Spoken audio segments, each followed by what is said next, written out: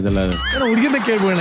Angels Sukrutha ಅಪ್ಪಿತಪ್ಪಿ ಅನ್ನೋದು ಗೊತ್ತಾ ಹೆಂಗಂದ್ರೆ ಏನು ಅಂತ? ಬಾಯ್ ಬೆಸ್ಟಿ ಅಂದ್ರೆ ಒಂದ್ ಹುಡುಗ ಬೆಸ್ಟ್ ಫ್ರೆಂಡ್ ಆಗಿರ್ತಾನೆ, ಬಟ್ ಅವನ ಜೊತೆ ಏನು ರೊಮ್ಯಾಂಟಿಕ್ ರಿಲೇಶನ್ಶಿಪ್ ಇರಲ್ಲ. That is boy bestie. ಏನಿದೆ ಈ ತರ? ಗೋಸ್ಟಿಂಗ್ ಇದೆ, ಬ್ರೆಡ್ ಕ್ರಮ್ಬಿಂಗ್ ಇದೆ, ಗ್ಯಾಸ್ ಲೈಟಿಂಗ್ ಇದೆ, ಸಿಚುಯೇಷನ್ಶಿಪ್ ಇದೆ, ಆರ್ಬಿಟಿಂಗ್ ಇದೆ.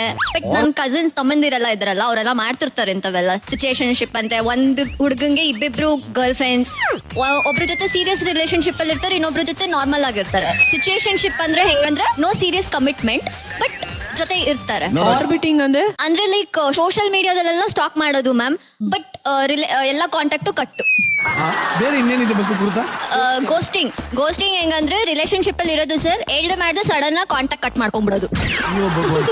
ಸ್ವಲ್ಪ ಟ್ರೈನಿಂಗ್ ತಗೋಬೇಕಪ್ಪ ಇದೆಲ್ಲ. ಇದ್ರ ಬಗ್ಗೆ ಏನಾದ್ರು ಐಡಿಯಾ ಇದೆಯಮ್ಮ? ಇದೆಲ್ಲ ಎಲ್ಲಿ ಸಿಗ್ತದೆ?